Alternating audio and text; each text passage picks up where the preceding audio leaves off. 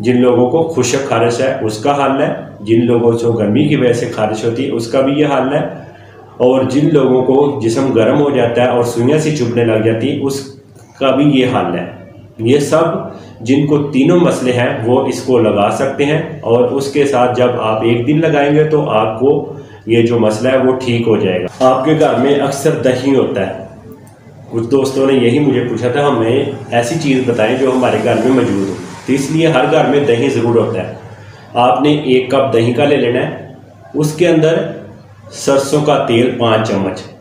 अगर सरसों का तेल नहीं डालना चाहते तो सरसों का तेल के बजाय आप तारे मीरे का तेल डाल देंगे तो उससे आपको ज़्यादा रिजल्ट मिलेगा। लेकिन दोनों तेल जो आपको अच्छा लगता है, सरसों का तेल भी आप डाल सकते हो और तारे मीरे का तेल भी डाल सकते हो, जो आपको अच्छा लगता है। लेकिन तारे मीरे का तेल जो आप डालेंगे उससे आपको जल्दी रिजल्ट मिलेगा, और अगर सरसों का तेल इसमें डालते हैं तो उससे ज़रा थोड़ा सा टाइम लगेगा, लेकिन दोनों ही फ़ायदेमंद है। 1 कप आप दही का ले लें और उसमें 5 चम्मच सरसों का तेल या तारे मीरे का, इन दोनों में से कोई एक डालना है आपने।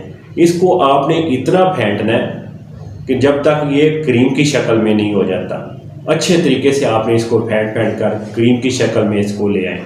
फिर आपने अपने जिस्म के ऊपर जहाँ पे भी आपको लग रहा है कि मुझे खुश्क खारिश होती है, पूरे जिस्म के ऊपर होती है, अगर जब बाजू के ऊपर तो होती है, ज़्यादातर लोगों को पूरे जिस्म के ऊपर होती है, तो ये आपने इसको पूरे जिस्म के ऊपर इसको आप लगा लें, और लगाने के बाद 1 घंटा इसको छोड़ दें।